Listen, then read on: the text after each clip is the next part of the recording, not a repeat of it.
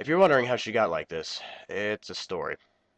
Only about a year after she and the other five elements defeated Discord, the Wonderbolts came to her and asked if she wanted to join the training camp. This was her dream, obviously, and she quickly accepted, only stopping to say quick goodbyes to her friends. RD being RD, she got through the camp in only a year, one of the fastest times of any Wonderbolt. Then, for another year, she was one of them, soaring through the skies at high speeds, living it up at all the big shows, and basically doing everything she ever wanted to do.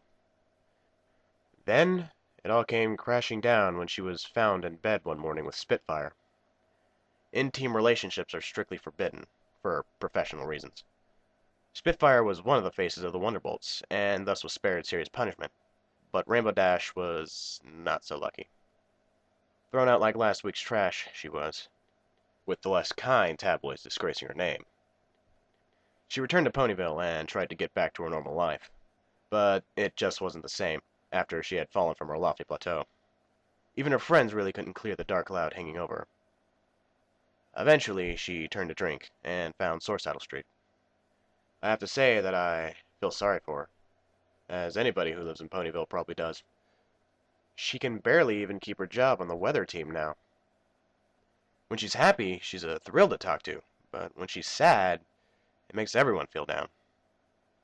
I befriended her, and even though I'm glad that I have someone else to talk to at the club, I really wish that everything had worked out for her, and she had become a captain of the Wonderbolts, or something.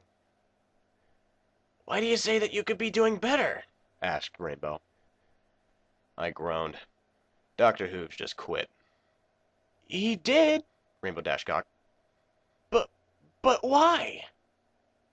I don't know, I said. He's got some crazy scheme. Thinks he can make money selling relationship tips to cults. That doesn't sound profitable at all. I know, but he's convinced he'll be famous or something. That'll be the day. Sure will be. Hey, Side, give me another martini. We both shot the breeze for a while after that, both of us downing a few too many drinks. Before we knew it, we were both cajoling the stripper. Take it off! Yelled Rainbow Dash groggily. The stripper I recognized as Lola, one of Hard Cider's best.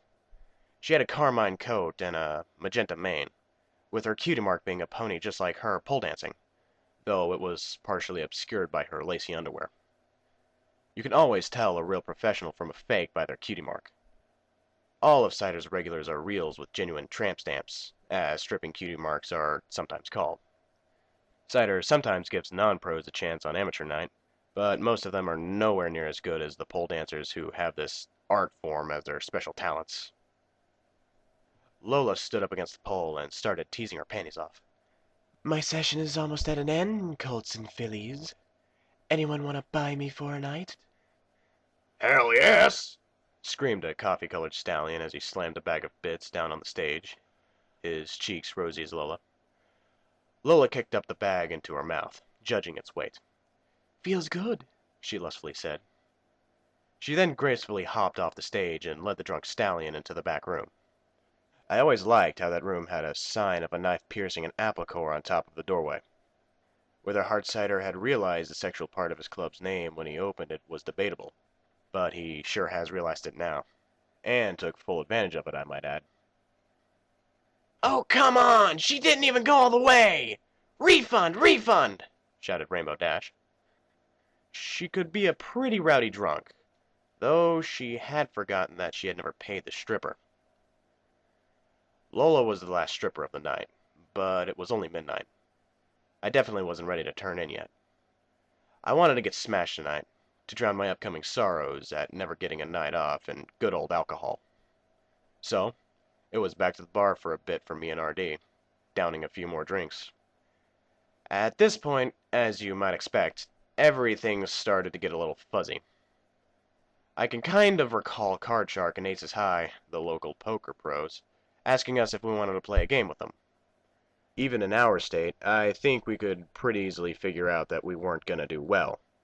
But our D and I still had 20 bits left, so we thought, what the hell? Small pot poker then commenced, with Hard Cider dealing the cards. Artie's a pretty good player when sober, and I can hold my own when sober as well. But we both just sucked in our current state. Card Shark and Aces High must have not touched a drop of the stuff tonight, as they were playing at their absolute best. Not sure why they really cared about beating up two ponies who were one drink away from comas for 20 bits each, but we let them. The cards I got didn't really help either. Nary a jack, queen, king, or ace came my way. Both RD and I lost all our bits to those two high rollers. Hard Cider finally bucked us out somewhere between 2 and 3 in the morning, RD and I having to support each other to even walk. After we walked across the street to my shop, I have no idea how she got herself home. Hopefully Card Shark and Aces High were more sympathetic in real life than in poker. I hobbled upstairs and collapsed onto my mattress, asleep in 10 seconds flat. Oh, my head. I rolled off the bed and crawled myself over to the stairs. After nearly falling down said stairs, I get to my bathroom and barf for about 20 minutes. That's definitely the least enjoyable part of getting hammered. I walk over to my desk, still shrouded in darkness, thankfully, and reach into one of the bottom drawers and pull out the old Help Wanted poster. Haven't put this up in a couple of years. I walk outside. Ah, the sun! Get it off! Get it off! And run back inside. Okay, maybe not. I shield my eyes and walk outside. I put up the yellow poster with its bold 48-point letters. Hopefully, I can soon take that thing down. One of the more prominent things on my desk is a small TV. It used to be upstairs, where the computer is now, but now I just use it whenever customers aren't coming in, and as an expensive clock. I pop a cigarette in my mouth, turn it on, note that it's time for the store to open, luckily the late time of 12 noon, and force myself to get up and turn the sign around. Time for probably the first of many monotonous days staring at a screen and wasting away. B. Two B's. The lovely vivid white touched a hoof to the board twice, revealing the two letters. B, BS, and CNTS, the board now said. The category was movie. Boobs and cunts! I shouted. Say it! Wheel of Fortune was not my favorite show, definitely. I couldn't care less for those word puzzles. But damn it, this TV only gets 4 channels. And if I have to watch this crap, I'll enjoy it. The competitors this lovely afternoon were a fat plumber from Manhattan, a gardener from Ponyville, who I didn't know, and a stuck-up fashion designer from Trottingham, who had just announced her letter of choice.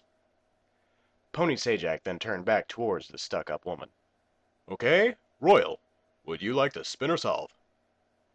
Royal readjusted her glasses and gulped. I'd like to solve. Okay, what's the answer? Replied Sajak. Royal gulped again. Oh my god, is she really going to actually say it? And damn you, family-friendly reruns, taking away all my enjoyment. Meanwhile, on the TV, Pony Sajak kinda was just gawking at Royal, who had now closed her eyes and was turning her nose up, waiting to see if her answer was right. This went on for a few seconds before Sajak gathered his composure and said, Sorry, but that's wrong. And sorry to all the families at home who had to hear that. Well, now what else could it be? Play passed to the gardener, who quickly announced she'd like to solve. Boobs and cents, She said. What kind of movie name is that? Yes, that's it. Great movie about buying houses in the suburbs, I might add, replied Pony Sajak. Ah, come on, I yelled at the box. Strange how I'm not a rowdy drunk, but I sure am rowdy when I get over being one. Royal's answer was way better, you fucker. Only then did I realize the door had opened, and a cerulean unicorn mare was staring wide-eyed at me in my disheveled state. Great, I just blew my first sale of the day. Well, no hope salvaging it now. What'll it be, miss? Dawn of the Dick? Masturbator Salvation? James Bondage Goldfinger? Lay it on me. No, sir, I'm looking for a job. Don't say Hoover blow. Don't say Hoover blow. Don't say Hoover blow. Hoof, I mean, hoof over your resume and we'll see about it.